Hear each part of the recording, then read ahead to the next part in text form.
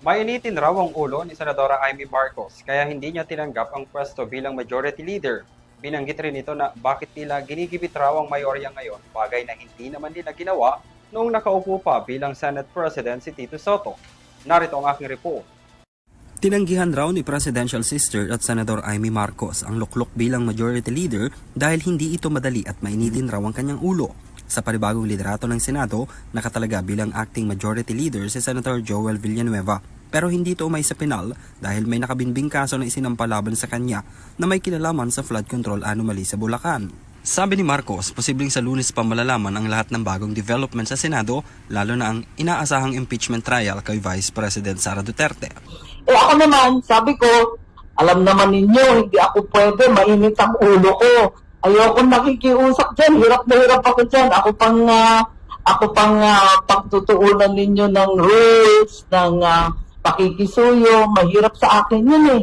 Solid 13 kung tawagin ng mayorya ang kanilang grupo, pero may pangamba sila na baka mabawasan ito dahil sa mga kasong isinasampa sa mga miyembro nito, pinakahuli sina Villanueva at Senator Jinggoy Estrada sa Ombudsman. Sa tanong kung bakit tila masyadong magulo ang Senado at hindi nagkakasundo ang minorya at mayorya. Palibasa nga, buo kami, siguro may nagnanais na buwagin. Palagay ko, hindi naman sang-ayon yung nakararami. 13 kami, solid kami. Yung 11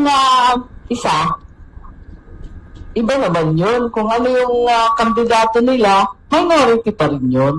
Umuugong rin ang posibleng pagpapalit muli ng liderato ng Senado kung saan lumulutang ang pangalan ni Senator Panfilo Ping Lacson at Senator Sherwin Gatchalian na posibleng maging SP. Tanong tuloy ni Marcos, bakit raw noong maupo si Tito Sen, tinanggap nila ng maluwag ang desisyon at ngayon sila naman ang nasa posisyon, nagkaroon ng kaguluhan. Kaya nagtataka nga kami kasi noon, hindi naman namin binoto si Tito Soto, pero tanggap namin nung naging Senate President siya. Wala namang problema. Walang ganito na sungkitan, sulutan. Ibinunyag rin ng senadora na may mga kumakausap umano sa kanya mula sa Justice Department at Ombudsman na susunod ng kakasuhan ang 10 sa mayorya ngayon ng Senado. Isa rin ito sa pinagtataka ng senadora dahil sa umano'y pakikialam ng executive sa legislative na anyay may case build-up na laban sa Solid 13. Ang problema kasi, first time yata ito, nag-arapalan ang pakikialam ng ehekutibo sa legislative. Kung hindi kandidato ng ehekutibo ang nanalo bilang Senate President, editiisin natin, bakisama tayo, ganyan talaga. Ganyan talaga. Para sa EuroTV News, ako si Henry V. Nicolas sumasaludo sa bawat Pilipino.